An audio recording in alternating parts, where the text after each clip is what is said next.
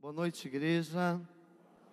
Que bom estarmos aqui para cultuarmos e adorarmos este Deus que é digno de todo louvor, de toda adoração.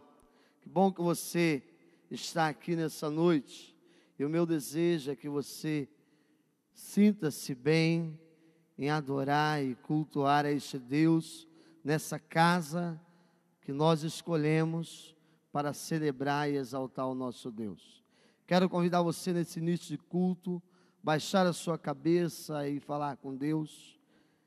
Se coloque na presença do Senhor, peça a Ele que possa nessa noite receber o seu culto, a sua adoração e a sua adoração a Ele.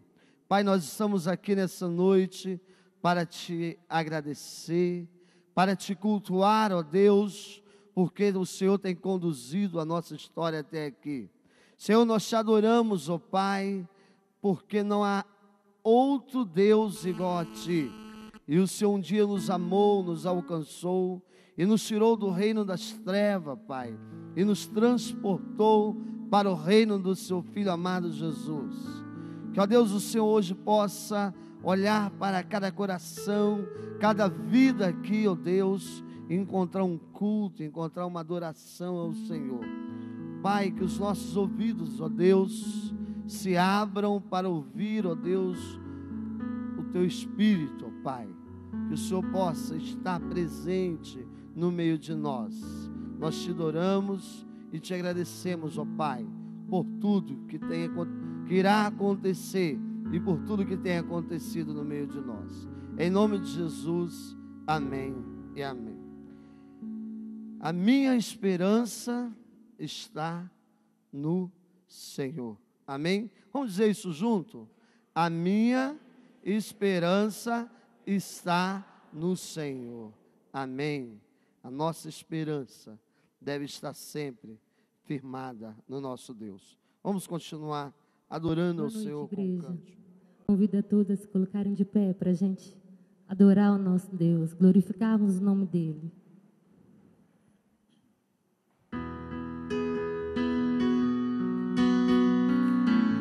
Expresse seu louvor, sua adoração nessa noite e honre o nome de Jesus.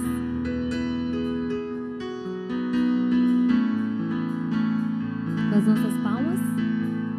És a única razão da minha adoração, ó Jesus. És a única esperança que anelo ter, ó Jesus. Convite fui ajudado, tua salvação tem me alegrado. Hoje a gozo em meu coração, com meu canto te louvarei. Eu te louvarei, te glorificarei. Eu te louvarei, meu bom Jesus. Eu te louvarei, te glorificarei. Eu te louvarei, meu bom Jesus. Ele é a única razão. És a única razão da minha adoração, ó Jesus. És a única esperança que anelo ter, ó Jesus. Convite fui ajudado, tua salvação tem me alegrado. Hoje a gozo em meu coração, com meu canto te louvarei. Eu te louvarei, te glorificarei. Eu te louvarei, meu bom Jesus. Eu te louvarei, te glorificarei. Eu te louvarei, meu bom Jesus. Em todo tempo, todo mundo. Em todo tempo te louvarei.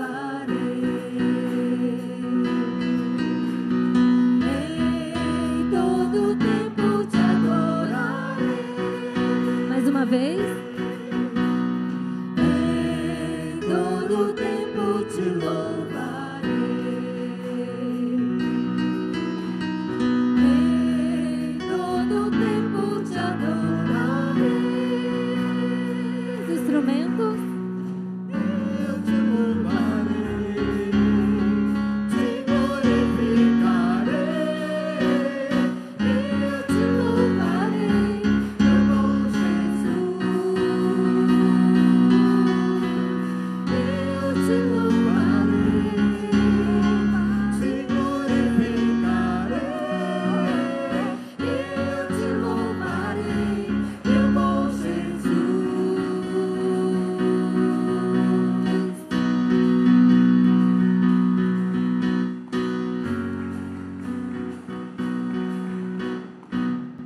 Esperança está no Senhor, que me fez entoar um cântico novo. Amém?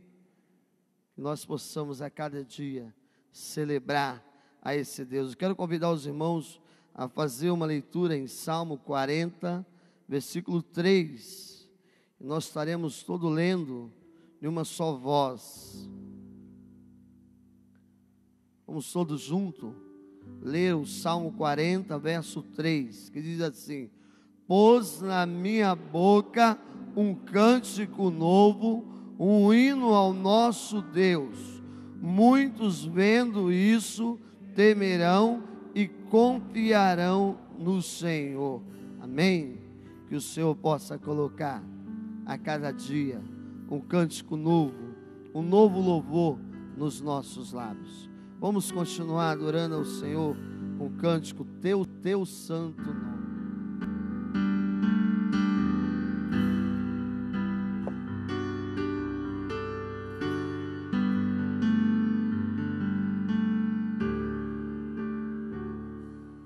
Todo ser que vive, louve o nome do Senhor. Toda criatura se derrame aos seus pés. Ao som da sua voz, o universo se desfaz. Não há outro nome comparado ao grande eu sou. E mesmo sendo pó, com tudo que há em mim, confessarei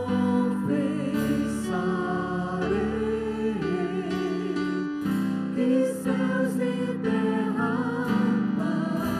passarão, mas o teu nome é eterno.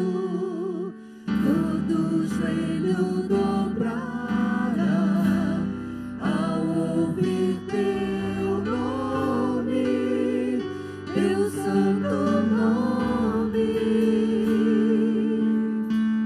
Todo ser confessará, louvado seja o teu nome, teu santo nome.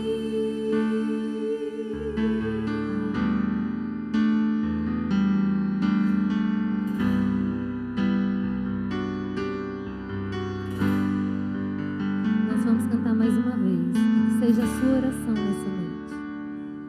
Todo ser que vive, louve o nome do Senhor. Toda criatura se derrame aos seus pés. Ao som da sua voz, o universo se desfaz. Não há outro nome comparado ao grande eu sou. E mesmo sendo pó,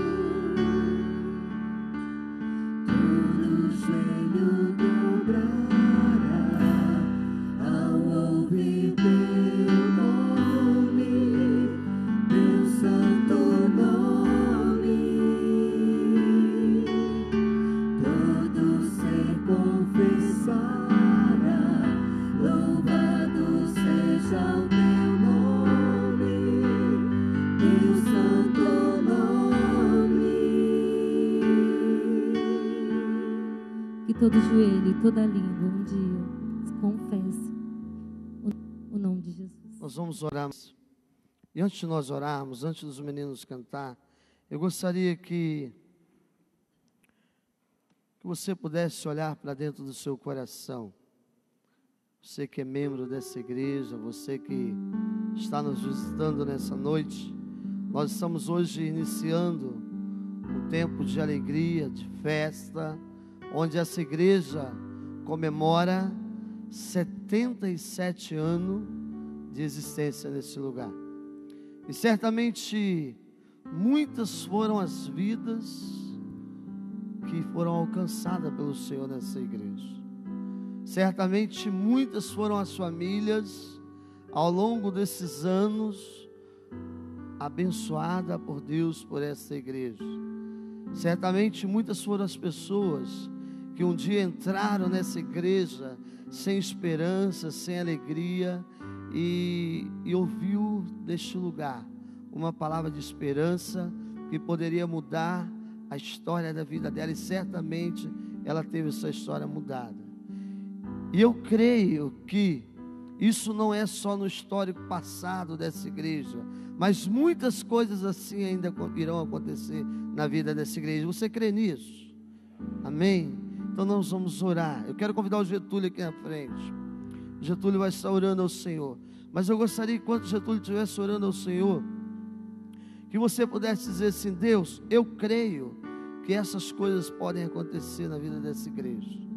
Eu creio que muitas vidas serão alcançadas na história dessa igreja transformada. Mas eu quero dizer que eu quero ser um canal para que isso aconteça. Eu quero fazer com que isso aconteça através da minha vida. Se coloque diante de Deus agora e clame ao Senhor. Pai, nós louvamos o Teu nome, porque não há dúvida em nossos corações, Deus, que a presença do Senhor no meio do Teu povo que se reúne nesse lugar é real. Pai, nós adoramos o Senhor, porque nós cremos que nesses 77 anos, o Senhor esteve atento às nossas necessidades, os nossos pedidos, os nossos desejos, os nossos anseios, as orações que se fizeram neste lugar, e mais do que tudo isso, as respostas que o Senhor nos deu durante todos esses anos, Pai. Pai, nós queremos suplicar que em nome de Jesus, que os anos vindouros possam ser diferentes, os nossos corações possam ser diferentes, as nossas atitudes elas possam ser diferentes, e que verdadeiramente cada um aqui, Deus, possa se colocar diante do Senhor e se deixar ser usado como instrumento vivo nas Tuas mãos, para que anos vindouros esta igreja continue fazendo diferença neste lugar, na sociedade, aonde quer que ela esteja plantada, Deus. Deus, muito obrigado, porque eu posso fazer parte desta igreja. Eu posso estar aqui nesta noite com a convicção de que o Senhor tem verdadeiramente nos abençoado neste lugar. Pai, em nome de Jesus, Pai, em nome de Jesus, tenha misericórdia de nós, porque são 77 anos que o Senhor se comprometeu em nos abençoar, mas que muitas vezes nós não nos comprometemos com a obra do Senhor, Pai, com aquilo que deseja o Teu coração. Mas, Pai, mesmo assim nós agradecemos ao Senhor, porque o Senhor olha para nós com um olhar de amor, de misericórdia, e independente do que falamos, do que façamos, o Senhor assim ainda continua nos amando. Deus, toma essa igreja nas Tuas mãos, faça dessa igreja um instrumento vivo, na restauração de vidas, na salvação, na restauração, na comunhão do Teu povo, para que a voz do Senhor seja única e exclusiva neste lugar, e que os nossos corações, as nossas mentes, os nossos ouvidos possam estar prontos para ouvir, entender e cumprir a sua vontade neste lugar, Deus. Perdoa os nossos pecados, Deus, e abençoe as nossas vidas, para que nós também possamos ser abençoadores uns dos outros. Isso é com a vida do pastor Ronaldo, nesse novo desafio, que ainda, Deus, que muitos possam abandoná-lo, mas, Pai, eu creio que o Senhor é aquele que jamais o abandonará. Por isso, Deus, em nome de Jesus, Pai, tome nossas vidas em Tuas mãos, perdoe os nossos pecados e nos coloque no caminho, que a nossa direção, o nosso alvo, seja sempre Cristo Jesus, o nosso Senhor e Salvador. Prolongue os nossos dias neste lugar, mas que seja debaixo das Tuas santas e poderosas mãos, que a proteção, o amor e a direção do Senhor nunca se afaste de nós, Deus, para que nós assim, então, impactados com a presença do Senhor, nós possamos então cumprir o Teu querer. Perdoa os nossos pecados, Deus, e abençoe as nossas vidas, e que esse lugar seja tomado pelo Teu Espírito Santo, para que tudo o que aconteça neste lugar, toda honra e toda glória, seja dada ao Senhor. Nós assim louvamos e agradecemos ao Senhor em nome de Jesus, aquele que reina hoje e sempre. Amém. Vamos continuar adorando o Senhor, adorando o Senhor.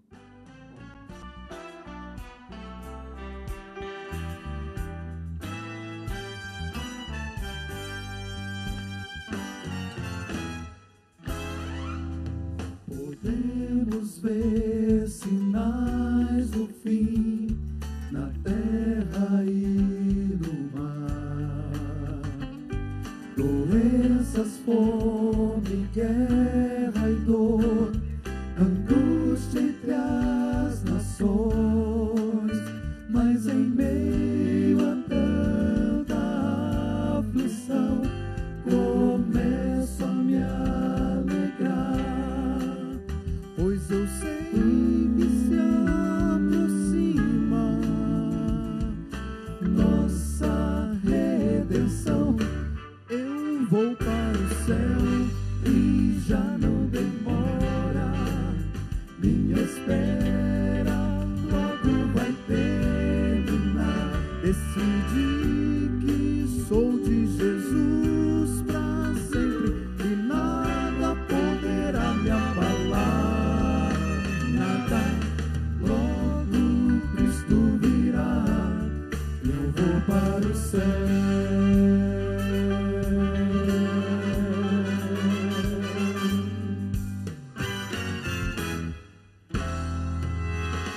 Reino contra reino, nação contra nação, aumento de maldade, de ódio e traição, mas agora é o tempo de guardar bem firme a nossa fé na bendita esperança da promessa de Jesus. Eu vou para o céu e já não demora, minha espera logo vai terminar. Decidi que sou de Jesus pra sempre e nada poderá me abalar. Nada, logo Cristo virá, eu vou para o céu. Logo veremos o mano vem, Cristo retornar, cheio de glória, honra e poder, virá buscar quem for fiel. vou para o céu e já não demora. Minha espera logo vai terminar. Decidi que sou de Jesus pra sempre e nada poderá me abalar. Nada, logo Cristo virá. Eu vou para o céu, pois Cristo virá. Minha espera vai terminar. Logo Cristo virá. Eu vou para o céu.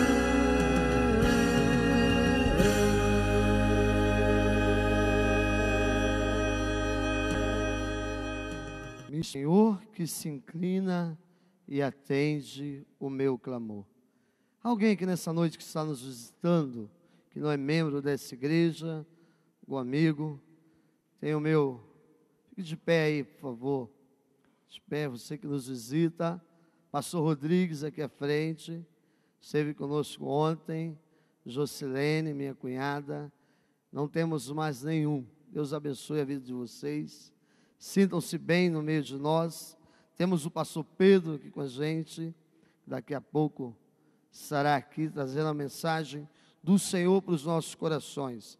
Querido, abra sua Bíblia, no livro de João, capítulo 15, versos 1 a 10, nós estaremos lendo, conforme aí está, e depois todos leremos o verso 16 junto. João, capítulo 15, vamos adorar o Senhor com o hino, Creia e Observai.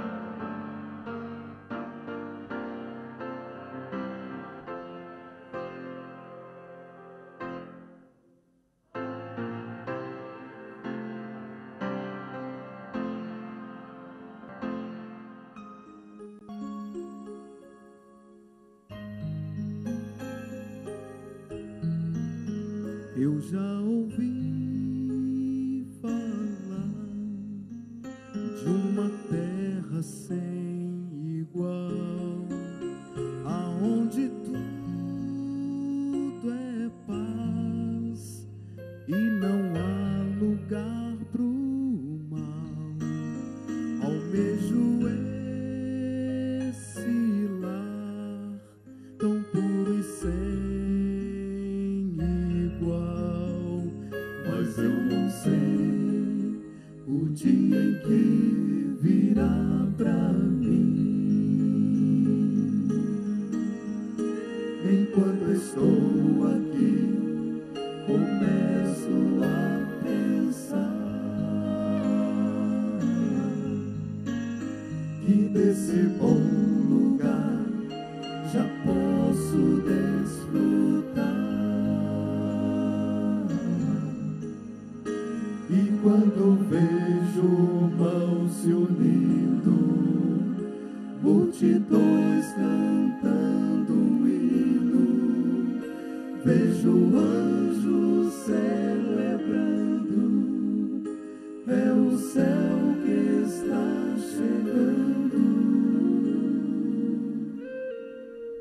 Eu posso aqui provar as delícias desse lar, se eu procurar viver como meu Jesus viveu, em meio à luta e dor, eu posso estar em paz, pois meu viver já coloquei nas mãos do Pai.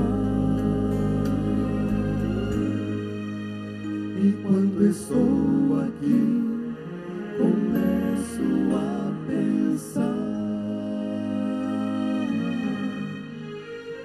que desse bom lugar já posso desfrutar. E quando vejo mãos se unindo, multidões cantando hino, vejo anjos celebrando, é o céu que está chegando. O céu é aqui, se eu tomo tempo pra louvar. O céu é aqui, se eu me ajoelho para orar. O céu é aqui, se eu aprendi a perdoar. O céu é Jesus, e onde Ele estiver, o céu será ali. Pois não existe céu sem Jesus, e não existe paz sem Jesus. Sem Ele a riqueza do universo é sem valor. Pra que mar de cristal sem Jesus, e flores que não murcham sem Jesus? Pra que viver pra sempre sem ter a companhia de Jesus? Eu volto a afirmar, o céu é aqui, se aqui Jesus está. O céu é aqui, se eu tomo tempo pra louvar.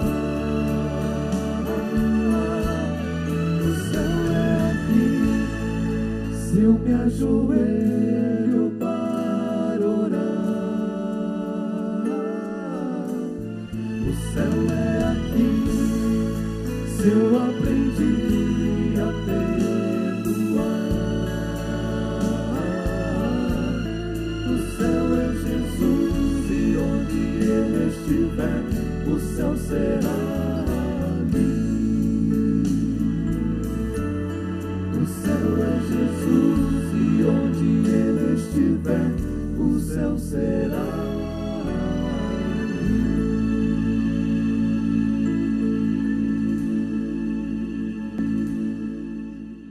Todos nós. Meus queridos, esses últimos dias eu tenho dado um cansaço muito grande ao Eliseu. Quase que semanalmente estávamos a trocar informações acerca do que deveria ser e do que não deveria ser.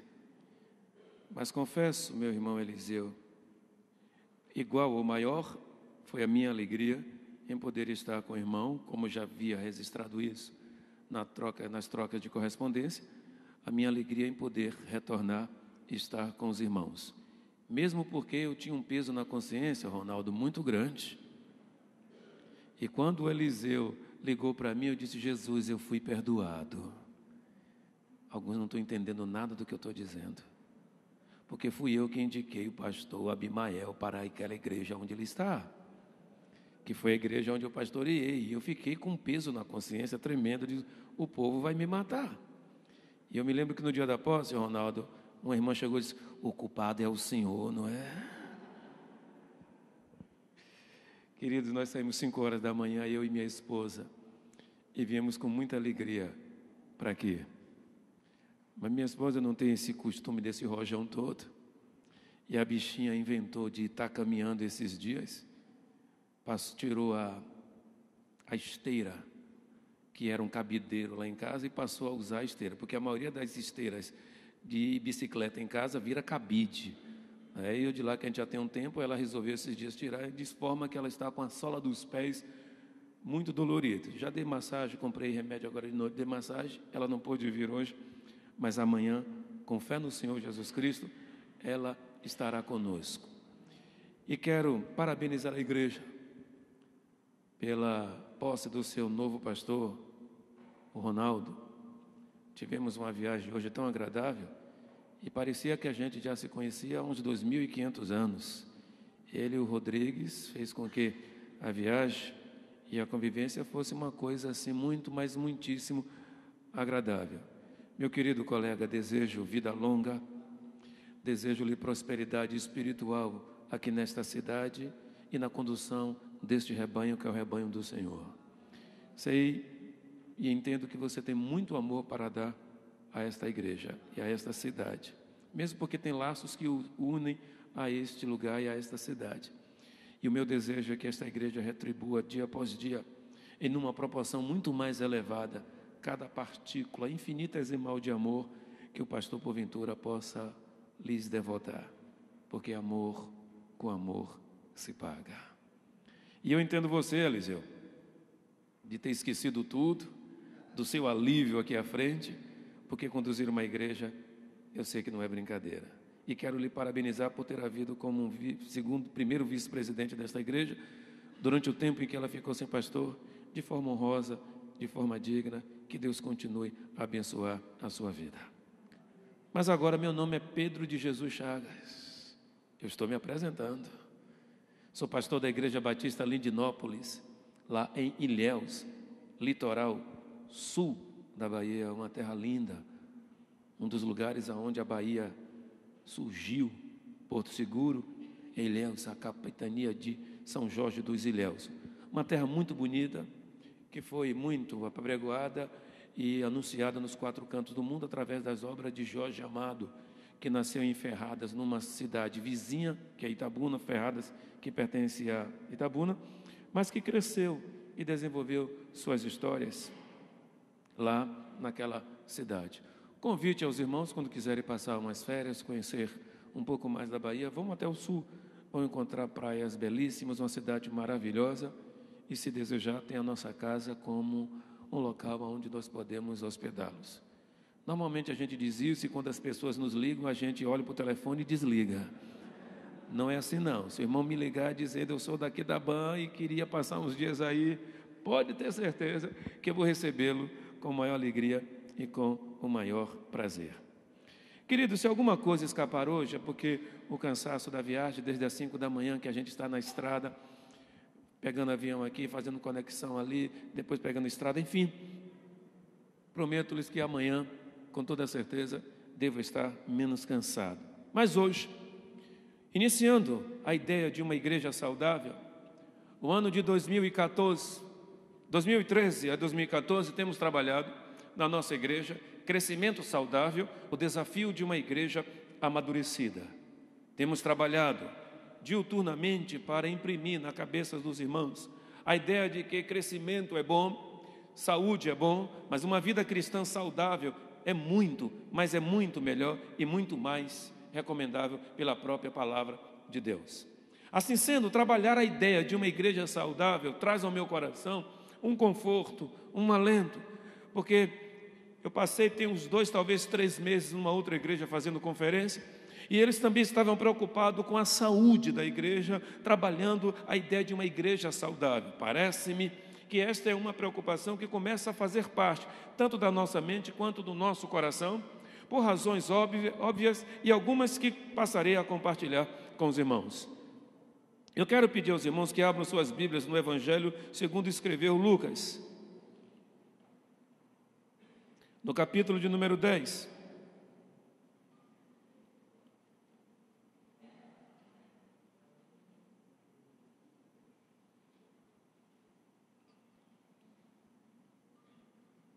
Lucas, capítulo de número 10.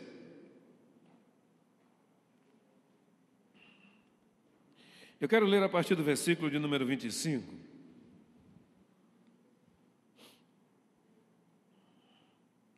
Quando Jesus Cristo prepara a multidão para inserir um outro ensinamento acerca das verdades que fazem parte da experiência do bom samaritano, o texto diz assim: eis que se levantou certo doutor da lei, e para experimentar a Jesus, disse: mestre, que farei para herdar a vida eterna? Perguntou-lhe Jesus: o que está escrito na lei? Como você a lê? E ele respondeu: amarás ao Senhor teu Deus de todo o teu coração e de toda a tua alma, de todas as tuas forças e de todo o teu entendimento, e ao teu próximo como a ti mesmo. Tornou-lhe Jesus e disse: respondeste bem, faça isso e viverás. Ele, porém, querendo justificar-se, perguntou a Jesus: e quem é o meu próximo? Até aí eu quero ler com os irmãos, e até onde nos for possível, hoje trabalharemos algumas ideias. O censo do IBGE, querido, de 2010, decretou que a população evangélica, contrariando as estimativas até então aceitas, continuava a crescer. Em 2010, os evangélicos continuavam a crescer, já vinha num crescente espantoso.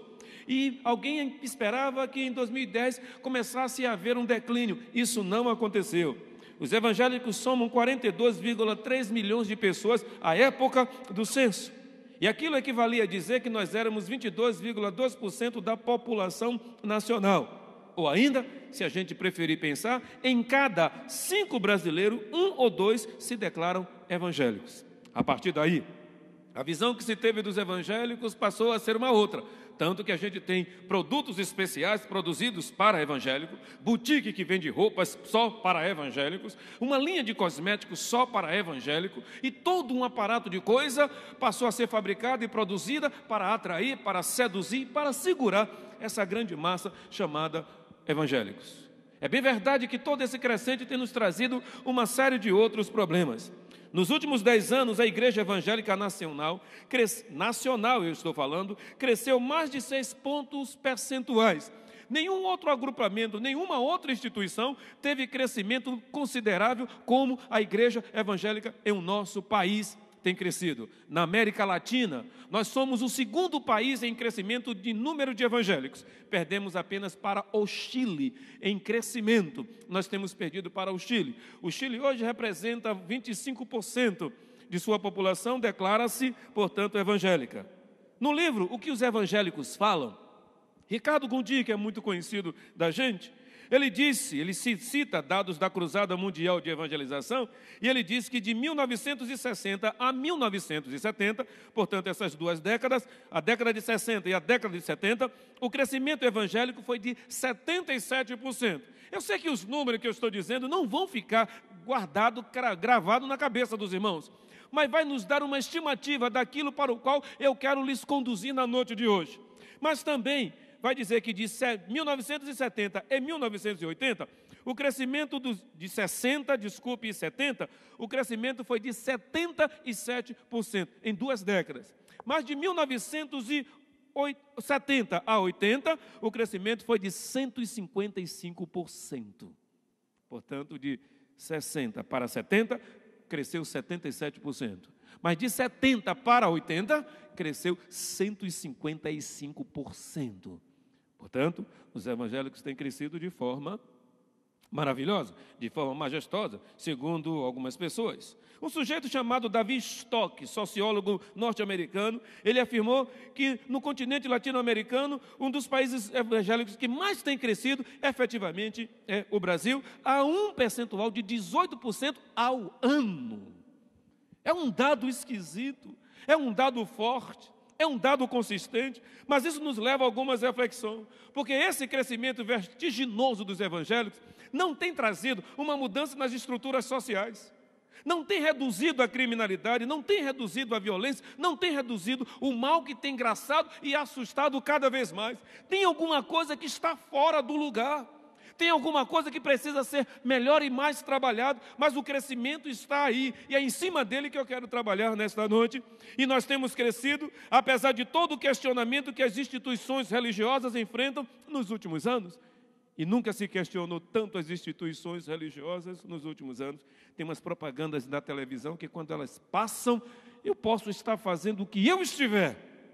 Eu saio correndo para mudar o canal, por conta da mensagem que ela transmite, que a mim parece que é um esvaziamento da figura do Senhor que transforma a vida das pessoas.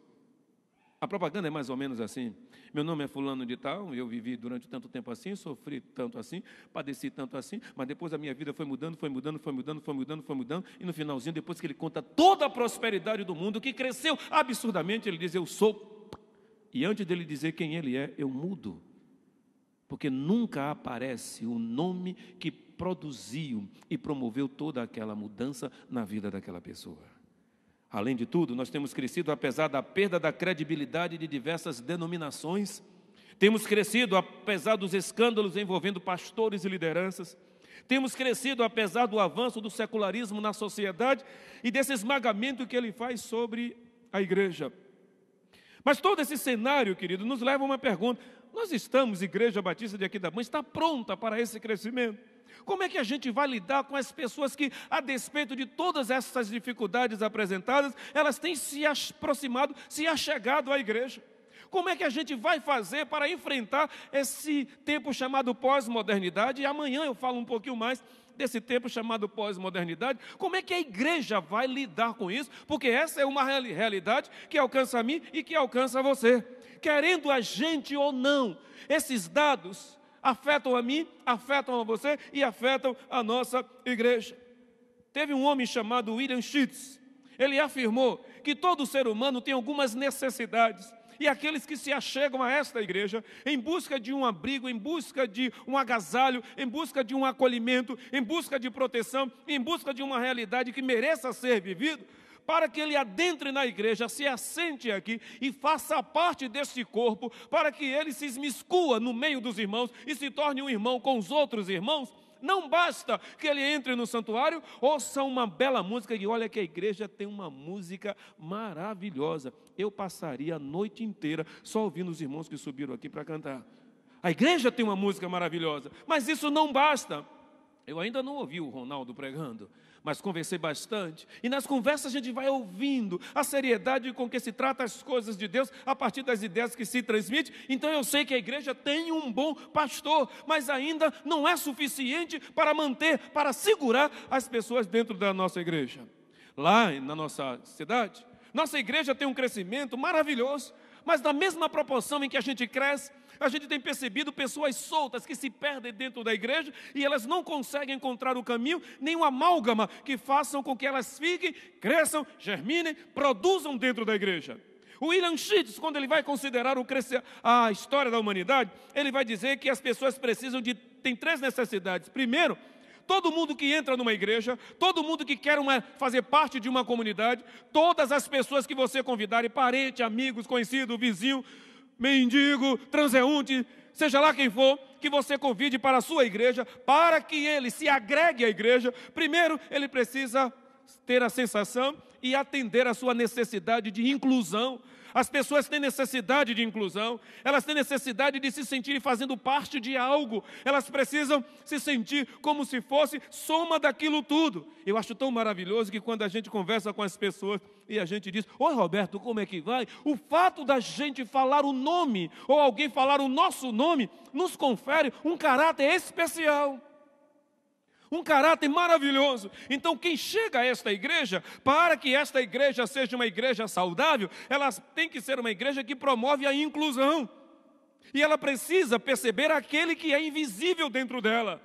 Tem um sociólogo que há uns 2 anos atrás, na sua tese de doutorado, ele se vestiu de mendigo e durante, me parece que 2 anos, ele trabalhou nos limites dentro da universidade, na universidade onde ele era professor e fazia doutorado. Ele se vestiu de mendigo e durante 2 anos, ininterruptamente, ele trabalhou naquele lugar e ele constata a invisibilidade das pessoas a partir de suas classes e diz que durante os 2 anos em que ele trabalhou ali, ninguém, absolutamente ninguém o reconheceu na roupa de mendigo. Porque as pessoas não olhavam para o rosto dele, as pessoas olhavam para onde? Para a roupa.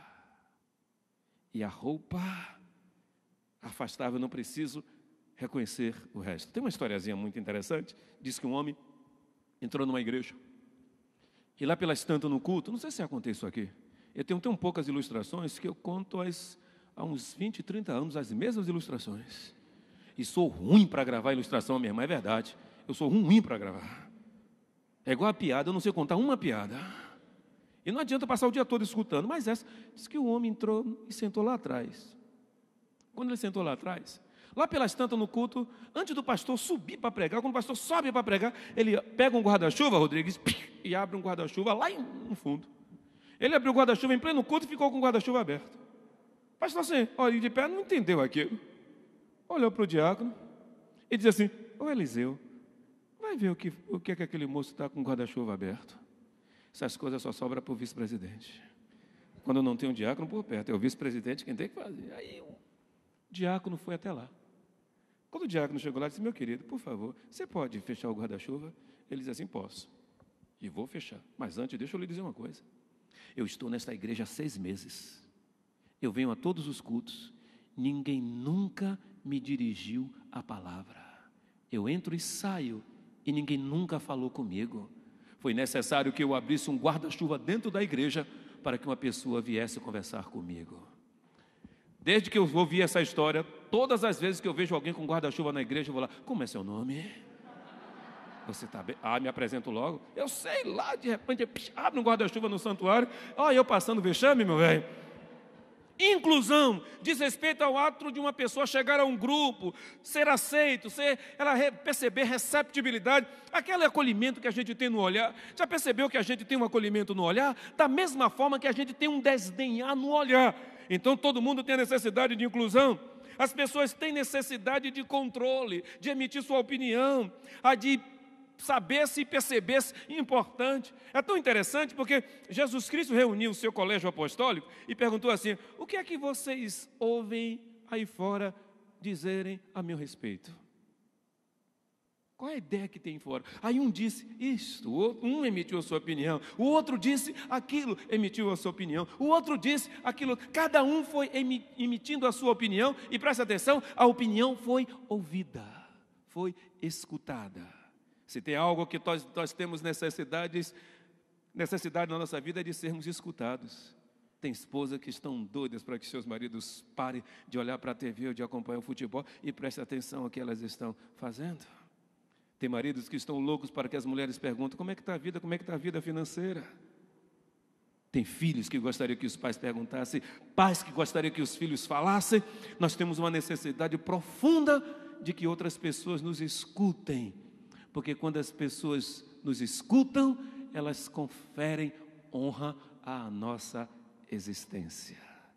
Se uma pessoa me escuta, ela confere honra a minha existência. Ela está dizendo assim: eu estou vendo você, eu estou te vendo, por isso é que eu estou te escutando, e eu sei que você está aí, que tem uma dor e que tem um problema.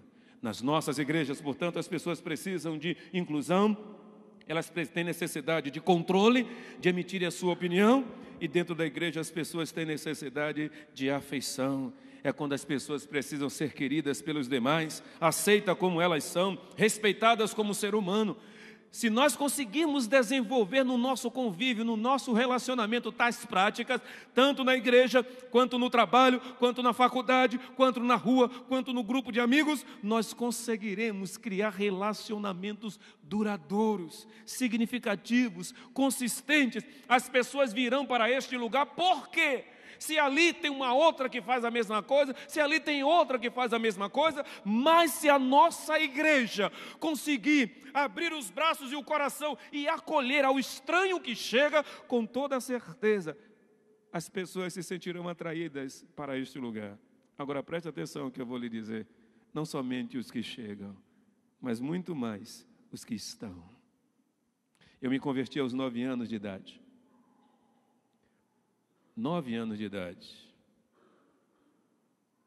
Hoje já tenho um bom par de anos.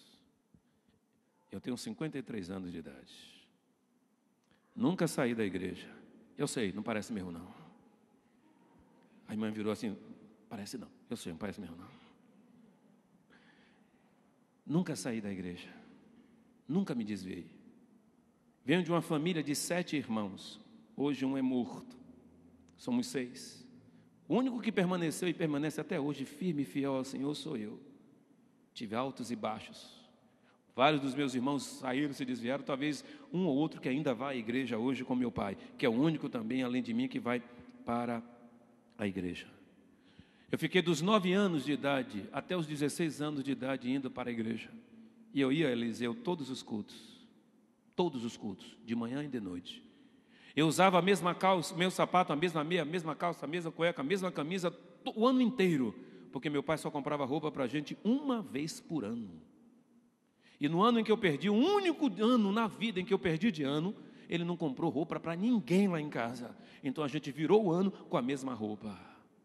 Mas eu fiquei dos 9 até os 16 anos sem ter um único amigo dentro da igreja. E continuei ali. Isso é uma exceção, não regra. Nós precisamos desenvolver essas 3 atividades dentro da igreja. Nós precisamos de abrir a porta para a inclusão, para o controle, porque é importante o que os outros têm a dizer, e para a afeição. Na experiência que nós lemos nesta noite, um doutor da lei perguntou a Jesus Cristo o que é que ele deveria fazer para herdar a vida eterna.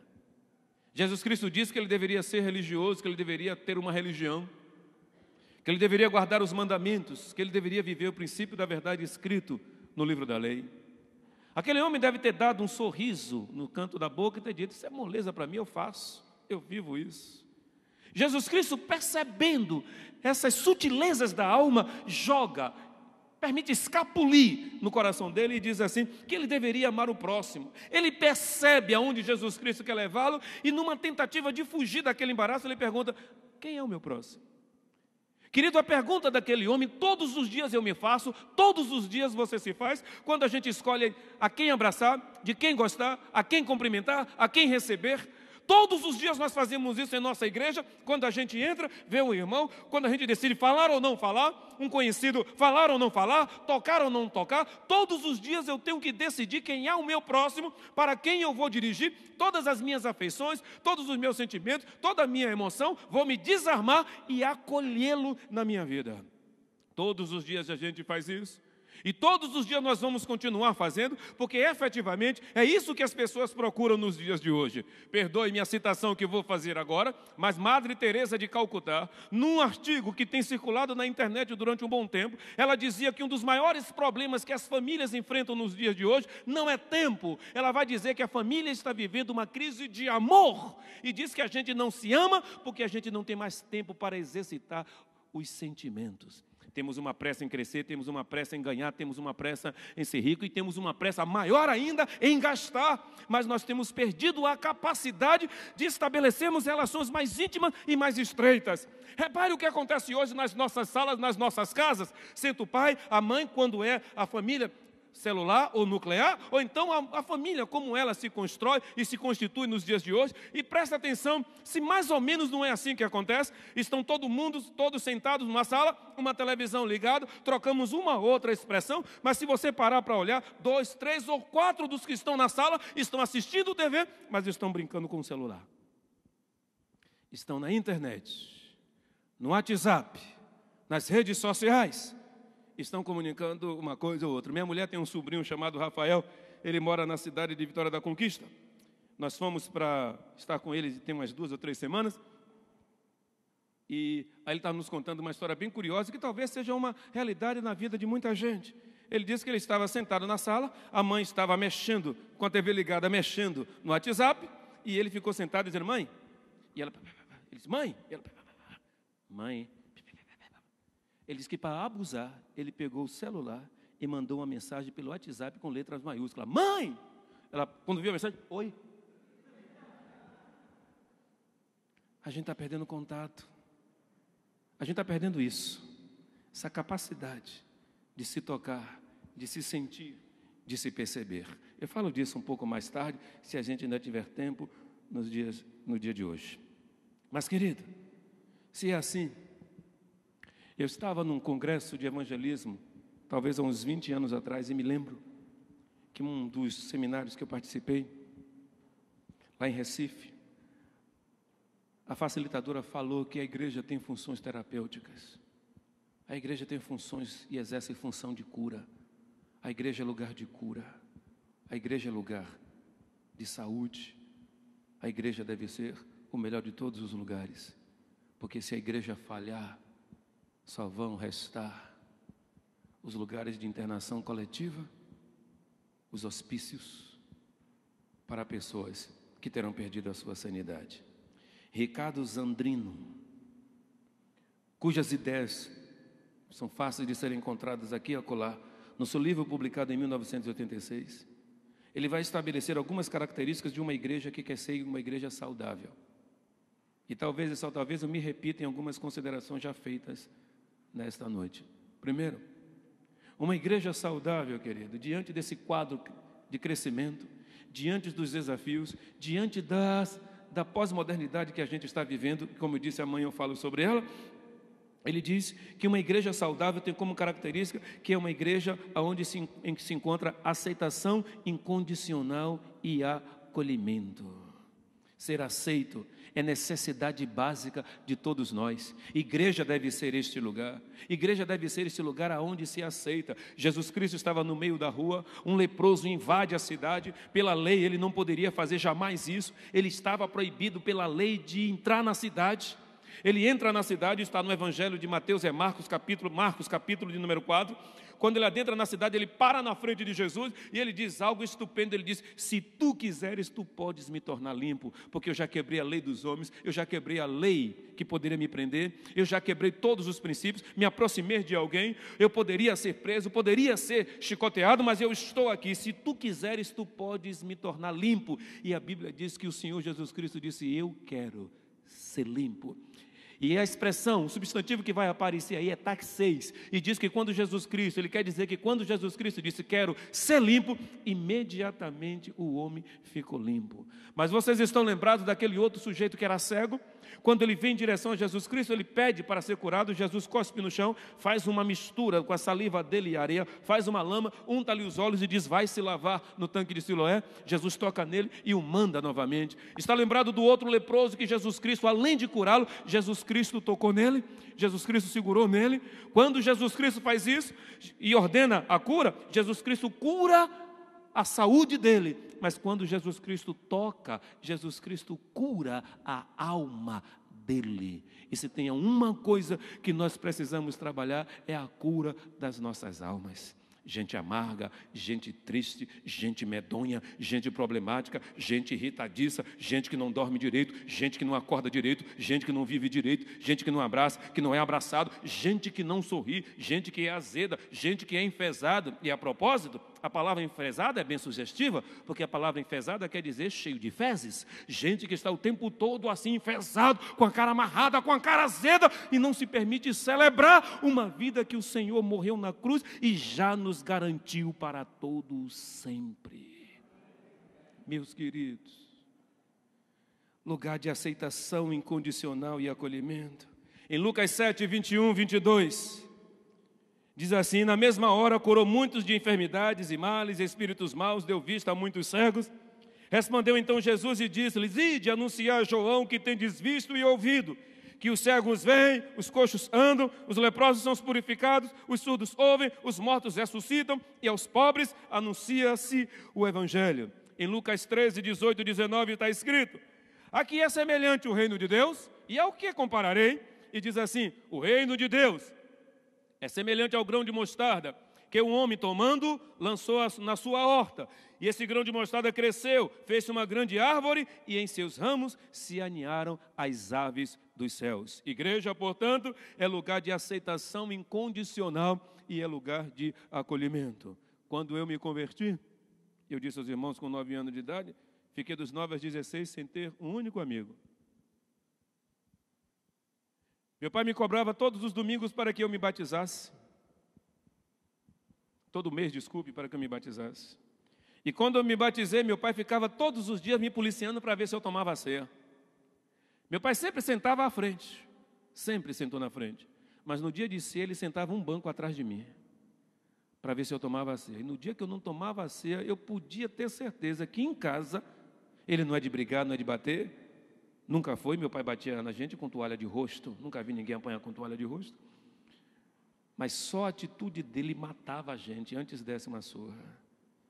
Quando eu tinha 16 anos de idade, vivendo a adolescência plena, a fase mais difícil para todo adolescente, que vai dos 15 aos 17 anos, dos 12 aos 14, pré-adolescência, dos 15 aos 17, adolescência plena, dos 18 ao 21, adolescência tardia.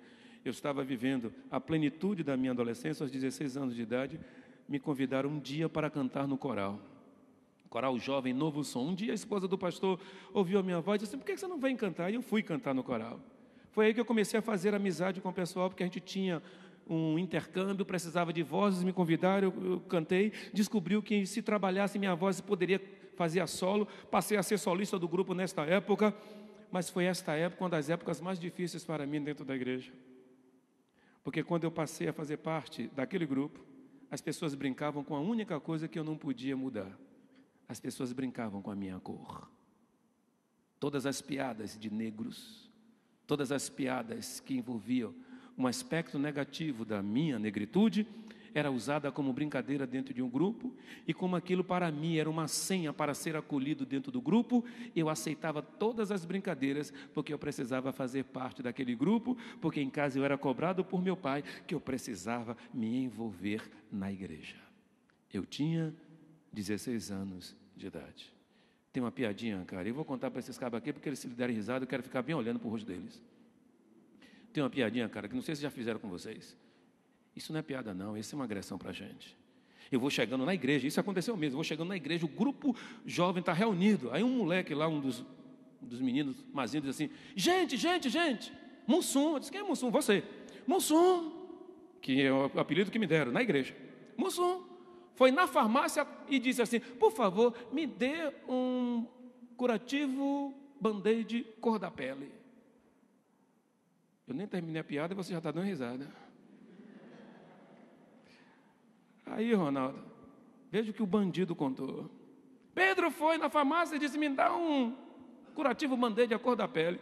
Aí o farmacêutico olhou para mim e disse: meu filho, fita isolante aí do lado. Pode sorrir, Raio Roberto, se você quer rir, que eu estou vendo que você quer rir. Meus queridos, preste atenção no que eu vou lhes dizer. Rodrigo, eu tinha uma turma na escola. Todo mundo bebia e fumava. Eu não bebia e eu não fumava. Éramos 9 a 11 meninos. fazíamos tudo juntos. Todas as coisas nós fazíamos juntos. É Lu, né? O homem da voz do baixo. Seu nome não é Lu? Léo, é Léo. Eu estava ali sofrendo, tentando descobrir se era Luiz ou você que fazia o baixo. Aí a irmã me disse, não, é Léo quem faz. Nós fazíamos, Léo, todas as coisas juntos. Fazíamos todas as artes juntos. O único negro no grupo era eu. E aquela turma, minha irmã da escola, nunca me lembrou que a minha cor me fazia diferente no grupo. Eles nunca mostraram qualquer tipo de constrangimento, qualquer tipo de abuso, nunca brincaram, nunca escarneceram, nunca zombaram, nunca vilipendiaram, nunca me chamaram de negro, neguinho, negão ou qualquer outra coisa, nunca. Eu sempre fui tratado como igual, nunca cobraram que eu fumasse, nunca cobraram que eu bebesse, nunca cobraram que eu fizesse nada que fosse contrário às minhas crenças, nunca me trataram como estranho, mas eu fiquei dos 9 até os 16 anos. Aos 16 anos, quando eu entro num grupo, a primeira coisa que eles me lembram é que ser negro era ser diferente. Igreja precisa ser esse lugar de acolhimento, esse lugar em que a gente recebe as pessoas primeiro e permite que elas vão se tratando no local onde há cura, onde há saúde, porque é impossível alguém estar num lugar onde se era amado e não se envolver com este amor. É impossível alguém estar num lugar onde era acolhido e não se submeter ao acolhimento e à paz. Igreja é o lugar de saúde e é impossível que alguém entre aqui doente e permaneça doente, porque no meio de saúde as pessoas receberão é a saúde espiritual, emocional que nós iremos lhe transferir. Igreja é para isso. Igreja também é lugar de confissão. E essa é uma prática pouco desenvolvida na igreja. Se tem algo que tem atormentado a vida de muitas pessoas, são coisas passadas que nunca tiveram a capacidade de pô-las para fora, de compartilhar com alguém. Temos medo do que nos aconteceu, temos medo do que nós fizemos, temos medo de que alguém descubra, temos medo que alguém fale. Quando o pastor aqui de cima fala alguma coisa relacionada a algo que nós fizemos, o nosso interior estremece, a nossa alma se angustia, sentimos vontade de ir embora, ficamos incomodados. Mas quando a gente abre o coração e a gente derrama aquilo que está dentro de nós, o simples fato de alguém nos ouvir já tira um peso enorme de sobre os nossos ombros. Os pastores aqui muito bem sabem. Algumas vezes, quando alguém sai do aconselhamento, a gente pergunta, como é que você está? Irmãos, a gente não fez nada, a gente não disse nada, a gente não determinou nada. Mas o simples fato de alguém ter podido falar e uma outra pessoa do outro lado não ter assumido a condição de juiz e de carrasco, já faz com que o peso dos nossos ombros sejam aliviados. Davi diz, enquanto eu calei, envelheceram-se os meus ossos, pelo meu bramido de todos os dias. Já vi crente, e já vi mesmo, crente chato. Não sei se aqui tem sessão administrativa, tem? Todo mês? De caju em caju? Lá na igreja também é assim mesmo, a gente tirou, é de caju em caju. O conselho resolve um bocado de coisa, a gente traz as coisinhas, Tá. Daqui a pouco eu vou me lembrar porque foi que eu perguntei isso. Mas quando eu era membro de Sinai em Salvador, quando a gente tinha sessão, a sessão estava toda calma, tranquila. Quando Edson aparecia, a gente podia estar onde estivesse, porque a igreja tinha um terreno grande e tinha um pé de saputi que a gente endoidava o vigilante, o irmão Sebastião. A gente doidava o irmão Domingos subindo no pé de saputi enquanto o culto estava acontecendo. Mas, Rodrigues, quando alguém dizia assim, um via, aí ia lá fora, gente, irmão Edson chegou para a sessão. Todo mundo que estava brincando lá vinha para dentro. Por quê? A irmã deu risada, já sabe. Porque o pau ia quebrar. Mas Edson chegava, meu irmão, podia estar na paz que tivesse. Quando ele dizia assim, peço a palavra, aí agora que vai ter. Gente assim, aí a gente pensa que tais pessoas, elas são assim mesmo. Tem gente que ainda não experimentou a doçura que é ser amado, que é ser acolhido, que é ser tocado. Meus pais moram num bairro em Salvador, num bairro bem violento chamado Sussuarana. Hoje está até melhor, mas é um bairro violento. E eu me lembro que um desses dias eu estava na casa do meu pai e estava sem carro. Peguei o ônibus e fui para o shopping Iguatemi. Entrei no ônibus e eu tenho uma mania. Eu entro no ônibus, ou se alguém estiver dirigindo e eu sentado no carona, eu viro o rosto para a janela e ali eu viajo, eu vou embora. Eu não sou capaz de não dar uma palavra olhando pela janela. Mas eu estou no ônibus aí, o ônibus estava indo nessa direção, o ponto é aqui. Eu entrei no ônibus e fiquei na janela do lado do ponto. Encostei minha cabeça no vidro e vou pensando na vida, digo, vou aproveitar essa tarde agora, eu vou lá para o shopping. Em Ilhéus não tem shopping, só tem Itabuna, lá vai a gente. Quando chega no ponto de ônibus, passou no primeiro, onde eu peguei, passou o segundo, passou o terceiro, no quarto ponto, quando o ônibus encostou assim, eu estou com a cabeça recostada no vidro, aí tinha um menino pretinho, abaixado. Eu achei lindo, sem vergonha. Aí fiquei olhando e disse, meu Jesus, eu só tive mulher, se eu tivesse homem, acho que seria lindo como esse troço, sem vergonha. Fiquei olhando para a cara dele. Eu sou louco por criança. Lá na igreja, quando eu estou sentado aqui, aí sobe 1, 2, 3, tá. Aí sento no meu colo, falam comigo, eu mando de volta. Se uma criança está perturbando no santuário, a mãe diz assim, olha para o pastor. Aí então diz assim, a menina olha, não. Aí, mas depois volta, abraça, fecha parênteses. Sou louco por criança. Aí eu estou gostando assim, fiquei olhando, mas se eu tivesse um menino, seria assim, eu só tive filha. Daqui a pouco ele levantou a cabeça e olhou para mim, né? Quando ele olhou para mim, eu fiz assim para ele. Aí ele ia dando risada, ele fechou a cara também para mim. Aí eu fechei mais para ele. Aí ele fechou mais para mim. Quando ele fechou mais para mim, ele estava abaixado na frente da mãe dele, ele olhou para a cara da mãe dele para ver se a mãe dele estava olhando para ele. A mãe não estava olhando, aí foi que ele fechou mesmo. Aí eu fechei mais ainda, e ele fechou como que queria brigar mesmo. Aí eu dei uma risada e fui abrindo sorriso. Aí ele foi abrindo sorriso, Quando ele já estava com todos os dentes à mostra, ele olhou para a mãe estava olhando para a cara dele, a mãe deu risada para ele deu risada para a mãe, olhou para mim, deu risada, aí eu fiz assim, velho. Aí ele olhou de novo para a mãe e fez. Tem muita gente dentro das nossas igrejas que só precisam ser amada. Só. Que você não precisa dizer nada. Apenas olhe. Apenas escute. Porque tem coisas que a gente fala com a boca, mas tem coisas que a gente fala com as atitudes. Uma pessoa que ama e é amada, ela nunca será estúpida, grosseira, malcriada. Nunca. Porque a gente só dá o que a gente tem.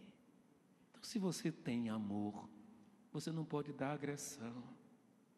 Então, aqueles Edisons da vida eram homens que precisavam que outras pessoas os amassem. Se a irmã for na minha cidade, a irmã vai me ver passando pela rua e um homenzarrão que não tem mais tamanho me abraça e dá um beijo no rosto. E olha que eu sou muito bem resolvido. Muito bem resolvido. Na igreja, os irmãos vão ver homens assim, assim e assim, me abraçam e dão um beijo no rosto.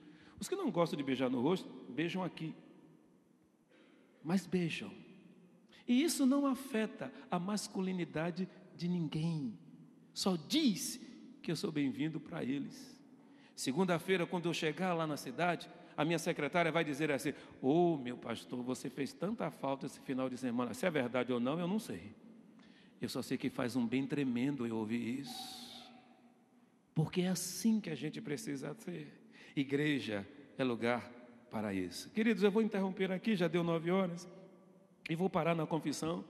O próprio Davi descreveu as consequências físicas e emocionais de se carregar pecados sem jamais confessá-los. A verdadeira confissão gera crescimento, gera saúde no corpo. O arrependimento oriundo do constrangimento, do pecado do erro que a gente cometeu. Dizer o que a gente fez, me desculpe, me perdoe, fui eu. Quando a gente passa pela experiência de assumir as nossas falhas e de declarar para o outro, fui eu. Deixa eu confessar o último pecado para os irmãos. Eu morava ainda em Valença, pastoreava a igreja, daqueles dias que a gente está pelas avessas, e você diz assim, mas pastor fica pelas avessas? Ronaldo, pastor fica pelas avessas? Rodrigues, pastor fica pelas avessas? Tem dia, gente, que a gente está pela conta. Tem dia que a gente está chateado. Tem dia que a gente não quer ver nada, não ouvir nada, escutar nada, falar nada, conversar com ninguém. Tem dia que se a gente pudesse, a gente se escondia. Não sei eles dois, mas eu sou assim. Nesse dia eu estava aborrecido, era um domingo. E eu disse, tinha estabelecido uma pessoa para pregar na igreja. Eu disse, eu vou pregar, eu vou para a congregação. Peguei o carro e saí para a congregação. Tinha saído chateado de casa, aí eu vou para a congregação. E quando eu vou subindo, que eu vou pegando uma rodovia que era estadual, que eu subo, toda escura, que eu subo a ladeira, que entro na curva, soltando fumaça pelas ventas, um rapaz passou de bicicleta na minha frente. De um lado para o outro da pista, eu só vi a sombra. E no reflexo eu pisei no freio, cara. Pisei no freio, o carro... Aquela prepara toda que pneu faz. Eu saí da humilde. Parei lá na frente, quando parei lá na frente, como é que um cara faz um negócio desse? Mas eu vou voltar, eu vou dizer tanta coisa para ele. Fiz a manobra, mas voltei mais irritado ainda, mais chateado, disposto a descarregar nele toda a minha frustração. Quando eu volto, que encosto nele, que para o carro do lado dele, ele desce da bicicleta, olha para mim e faz assim, ô moço, desculpe. Ô moço, desculpe. Eu fiquei com vergonha de quem eu era. Eu fiquei envergonhado de quem eu era. Eu pedi a Deus que Ele nunca soubesse que eu era pastor. E que estava indo para uma igreja pregar. Eu ia falar do amor de Deus, do Deus que cura e do Deus que salva. Mas eu estava sendo a pior de todas as referências para a vida daquele menino. Eu voltei doido para agredir. E como Deus não achou lugar no meu coração, achou lugar no coração dele e o apaziguou. E quando eu for com toda a fúria da minha carne, Deus diz, como você não me ouve, você vai me escutar através dele. Ô moço, me desculpe, foi sem querer. Eu voltei para a congregação chorando e envergonhado pelo que eu era. Meus queridos, eu estou confessando pecados aqui, e eu não tenho o menor constrangimento de confessar pecados na frente da minha igreja. E às vezes que eu cometo um erro, eu vou lá na frente e confesso. Eu fico livre daquele peso, e não tem mais cobrança. O diabo não vai chegar mais na presença de Deus e vai dizer assim, está vendo teu servo Pedro Chagas? Ele fez isso, mas nunca lhe confessou. Ele não vai ter essa ousadia. Pois a Bíblia diz que o que confessa e deixa, alcança misericórdia. E eu quero estar na presença do meu Senhor, sem ter do que me envergonhar, pela certeza de que eu estou debaixo do sangue de Jesus, que nos purifica de todo o pecado. Uma igreja saudável é de aceitação incondicional e acolhimento, lugar de confissão, é lugar de oração intercessória, que diz que eu não estou sozinho, é lugar de identidade corporal, eu já falei isso, é lugar onde se abraça, onde se toca, onde se dá característica da vida. E se eu tiver oportunidade eu vou falar sobre isso, porque isso é importante. Igreja saudável é lugar de louvor, porque o louvor liberta. Você já experimentou cantar quando está muito chateado? Quando está muito triste, quando está muito abatido? Você já experimentou cantar quando um ente querido seu, você recebeu a notícia de que um ente querido seu morreu? Ou recebeu um diagnóstico ruim? Você já experimentou cantar quando você teve a notícia de que estará desempregado? Ou perdeu um dinheiro? Ou fez uma compra ruim? Você já experimentou louvar a Deus no meio dessas vicissitudes? Quando alguma coisa ruim nos acontece, o inferno se mobiliza para sequestrar a nossa alma. Mas quando nós louvamos a Deus, o inferno bate em retirada. Um amigo meu chamado Técio, é a última história, e vou fechar mesmo. Um amigo meu, Técio, pastor da primeira igreja batista em Maceió. A época tinha 35, 37 anos, sei lá. Quem conhece as cruzadas de Sami Trip, sabe, acho que é esse o nome? Sami Trip. Só estou vendo Sami Trip, isto. Ele é que é o intérprete de Sami Trip. Negão, gordão, fortão, gente boa. Ele estava na igreja dele pregando, E quando ele terminou de pregar, ele estava sentado, as outras partes do culto estavam acontecendo, uma irmã subiu, chegou no ouvido dele e disse: pastor, o filho da irmã fulana de tal, que já tinha uns 50 e tantos anos o rapaz, acabou de morrer. A irmã tinha uns 80 anos, membro antigo da igreja, fundadora, talvez fundadora da igreja, sei lá, mas membro antigo da igreja. Ele continuou assistindo o culto. Quando terminou o culto, ele virou-se para um irmão, o diácono, não sei, e disse: irmão, vamos lá fazer uma visita na casa da irmã fulana de tal? E o irmão disse: embora.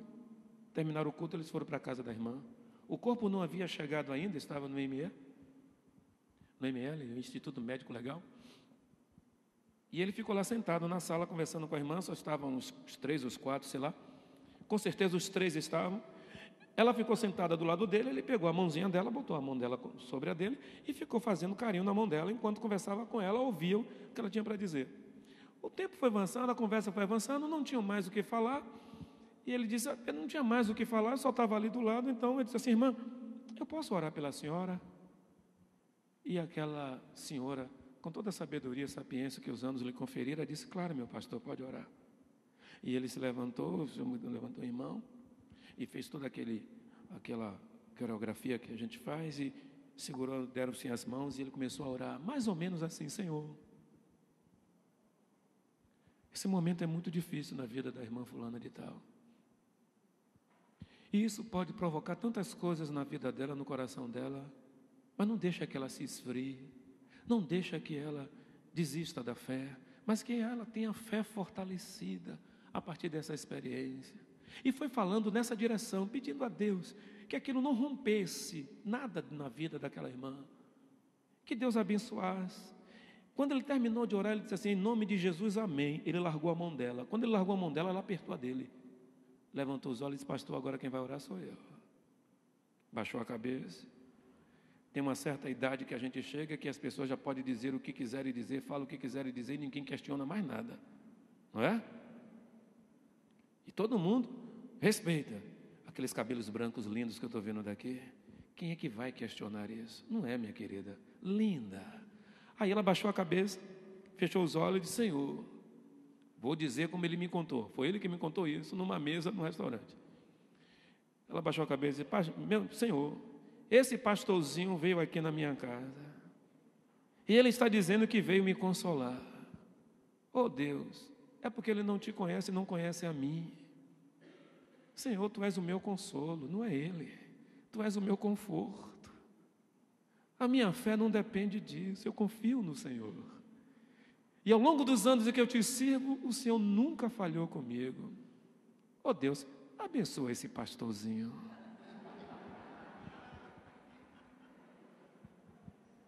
Ele disse: Pedro, quando ela terminou de orar, eu procurei um buraco para meter minha cabeça. Eu queria me enterrar em algum canto, eu não sabia o que fazer, Pedro. E eu disse: ó irmã, a paz do Senhor, boa noite. E caminho da roça. Meus queridos, sabe o que é isso? Isso é louvar no meio das dificuldades. O cara perguntou: Senhor, quem é o meu próximo? O próximo de Ronaldo, pastor Ronaldo, é Rodrigues, é Eliseu.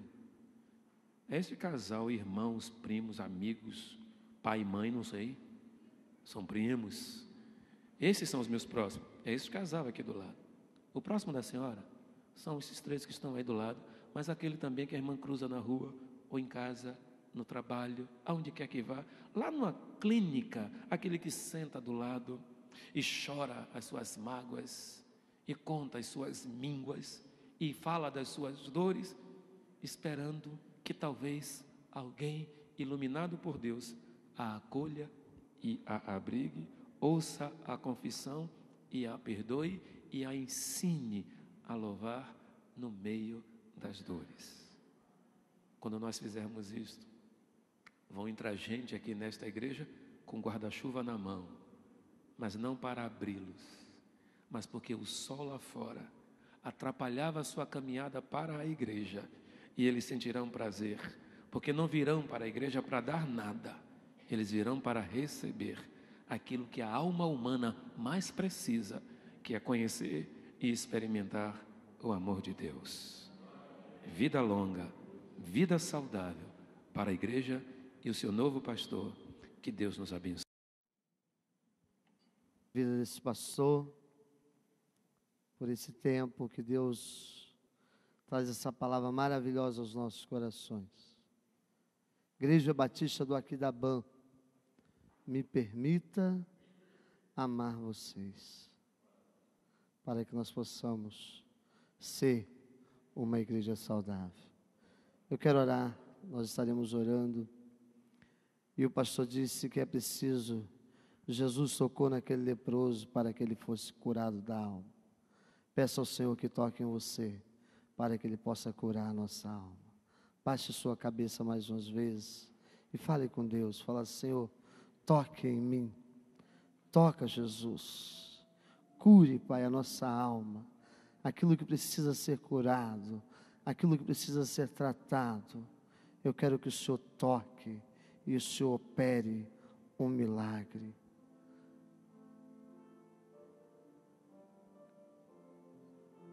Quando Jesus toca em nós, Ele sara todas as feridas. Jesus, obrigado, Pai, porque um dia o Senhor tocou em mim.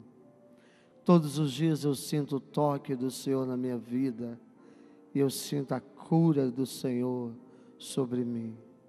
Jesus, toca na vida desses irmãos que aqui estão. Toque na alma de cada um, ó Deus.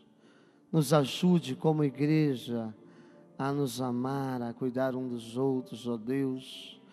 Ó Jesus, faça deste lugar, Pai, um lugar de acolhimento, de envolvimento, de relacionamentos, Deus.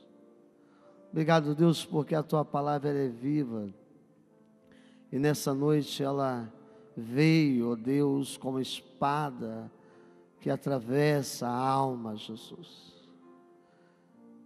E que o Senhor possa continuar nos abençoando nesses dias, juntos aqui com o pastor Pedro. Que o amor de Deus Pai, a graça do nosso Senhor Jesus Cristo e as doces consolações do Espírito Santo de Deus se derrame, ó Deus, sobre esta igreja, reunida aqui, espalhada sobre a face da terra, hoje e para todos sempre, espalhada sobre a face da terra.